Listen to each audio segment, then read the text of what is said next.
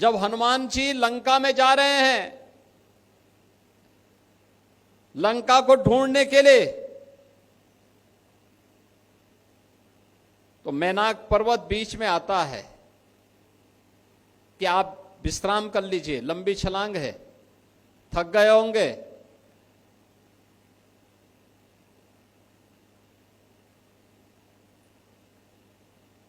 हनुमान जी तो कहते हैं कि राम काज कीने बिना मोहि कहां विश्राम,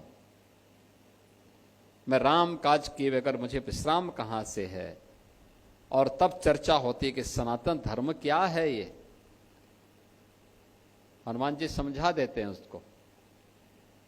सनातन धर्म बहुत छोटी सी व्याख्या है, उन्होंने एक बहुत छोटी सी परिभाषा कर दी। उन्होंने कहा कि देखिए, कृते च प्रति कर्तव्यम ऐसा धर्म सनातन, ऐसा वही, यानी कर्ता के द्वारा किए गए उपकार के प्रति किसी भी प्रकार का धन्यवाद ज्ञापित होना, यही सनातन धर्म है और यही हमारी पहचान है।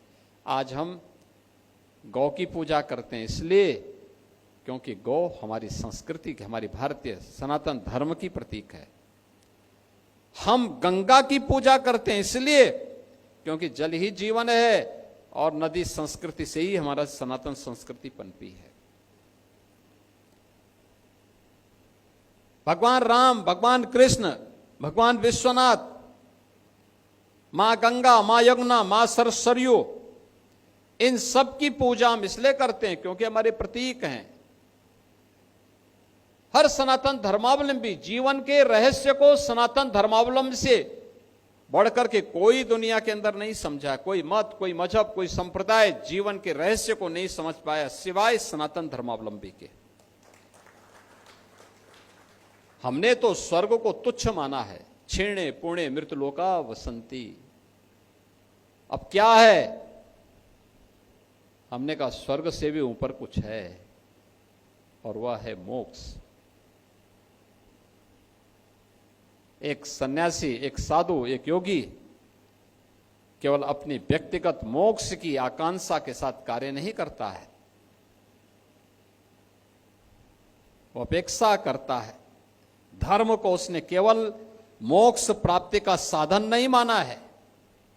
उसने कहा इस जीवन में सांसारिक उत्कर्ष के लिए कार्य करूंगा, पुरुषार्थ के लिए साथ कार्य करूंगा, और मोक्ष इसके बाद जब मैं अपने सांसारिक उत्कर्ष के लक्ष्य को प्राप्त कर लूंगा तो मोक्ष स्वतः मुझे प्राप्त हो जाएगा।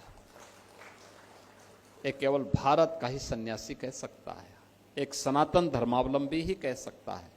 और इसीलिए यही भाव इन पूज्य संतों का था, जिन भावों के साथ आज हम यहां पर जुड़ने के लिए आए हैं।